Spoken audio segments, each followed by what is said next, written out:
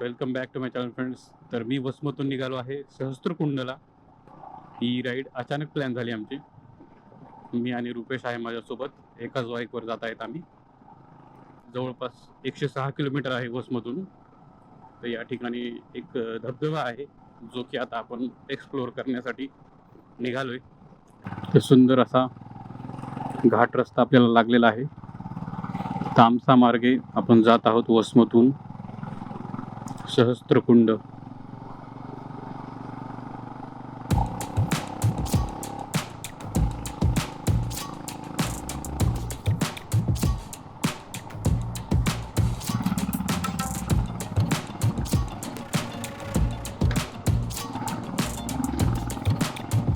रुपेश थांब बोलतोय की या ठिकाणी लेफ्ट घ्यायचं आपल्याला सहस्त्रकुंडसाठी.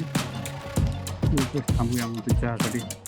सहस्त्रकुंड हा धबधबा नांदेडपासून सुमारे 105 किलोमीटर अंतरावर किनवट तालुक्यातील इस्लापूर या गावाजवळ आहे.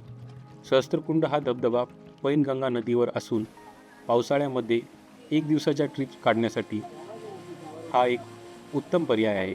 मराठवाडा आणि विदर्भाचे विभाजन करणाऱ्या पैनगंगा नदीवर हा धबधबा खरंच एक नैनरम्य ठिकाण आहे.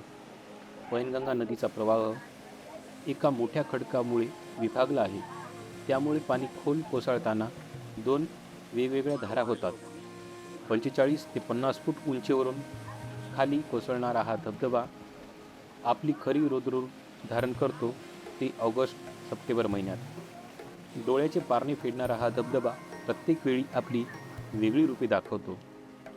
पूर्वी या ठिकाणी अनेक अपघात होत होते. त्यामुळे शासनाने येथे सुरक्षित असे मनोरे उभे केले आहेत.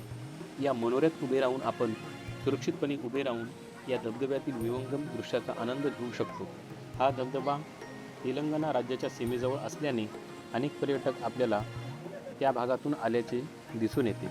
सहस्त्रकुंडहून आपण निघालो आहे वसमतच्या दिशेने.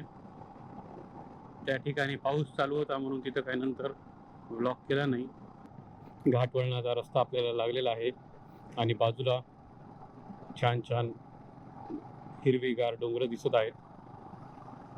रुपेश म्हणून आम्ही थोडी गाडी चालवतो आणि मागं बसून एन्जॉय करत आहे व्ह्यू.